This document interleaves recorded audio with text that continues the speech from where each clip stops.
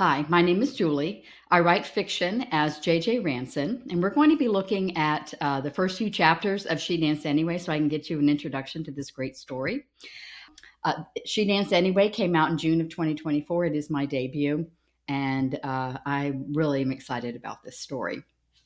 Here's the back of the book blurb. No one thinks Elizabeth Alter can manage independent living, and even she questions a future eating only toast. She watches friends test society's boundaries, desperate for similar courage to push back. She loves dancing, but the city's harridans and preachers want promiscuous dancing, wild jazz, and skimpy dresses ended. Sometimes the police show up. In 1920s New York City, Elizabeth works at the public library. She befriends coworker James, to whom she introduces the delight of dancing. James imagines a traditional future, while Elizabeth dreams of dancing and living alone. After a violent altercation with her mother, Elizabeth flees to her grandmother. She meets George, a piano player, and embarks on a tumultuous flirtation. Caught in the crosshairs of society's narrow expectations, will Elizabeth chase her dreams, or will her own heart conspire against her? All right, so let's go on the inside. Start with the prologue. Let me put my reading glasses on. I think this will be easier. Prologue. March 1923. Elizabeth Alter looked both ways down the alley before turning the knob on the garage side door. Once inside, she stood still to give her eyes a minute to adjust. She hadn't appreciated the moon's brightness until she stepped out of its silver glow and into this musty darkness. She blinked.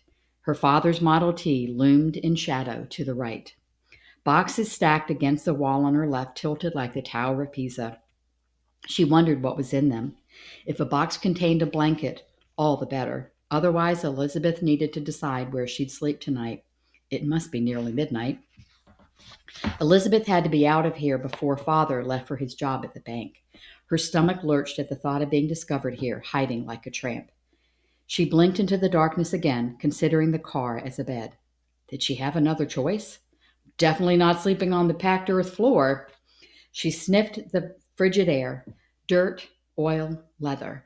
Maybe she'd remember these one day as the scents of her shame.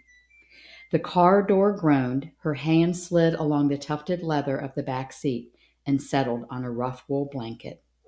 Thank goodness something's on my side tonight. Her knees hit the floorboard hard.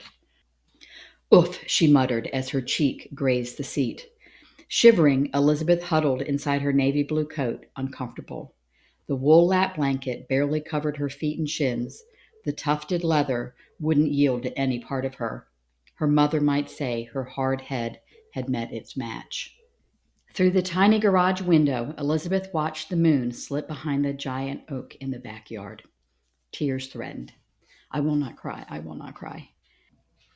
What had she been thinking? Blurring the lines between dance partner and romantic partner wouldn't bring the life she craved. She shook her head at her foolishness. She just needed time to sort through everything. Mother, James, George. These problems were temporary. She'd fix everything, wouldn't she? Not if tonight was any sign. For hours, Elizabeth had wandered the city streets and lurked on subway platforms, waiting for the right time to sneak back home. Though Elizabeth was exhausted to the bone, the emotional strain of the last week still fizzed within her veins. She took a deep breath and her eyes fluttered close. A rustling noise jolted her awake. How had she fallen asleep in this awful position? Not a trace of silver moonlight glittered in the window now. What if a mouse had been the noisemaker? She jerked her feet back onto the seat and readjusted the blanket. A bird chirped outside, the high pitch bursting through Elizabeth's sleepy fog. Oh no! She bounded out of the car, cramped legs protesting her swift movements. She struggled out of her coat to examine yesterday's dress. A peek outside the window told nothing of the hour. A fuchsia haze skimmed the treetops. Deep purple above would melt into that same floral hue when the sun rose to kiss the morning sky. What a lovely day it might be. For someone else, perhaps. Her suitcase stood right inside the door, but it held no wardrobe fix this morning. Behind an old mop bucket on the back wall, she hid the evidence of her sneaky return. Now to get out before father found her in this distressed state. Elizabeth's mind was in such a jumble, she'd never be able to defend this hideout to him. Why she'd slept in the garage was the least of the questions she would be required to answer. She didn't expect a triumphant entry when she walked through the front door tonight. She fingered her tangled brown hair and grumbled at the idea of entering the library looking so disheveled. At the jokes to be made.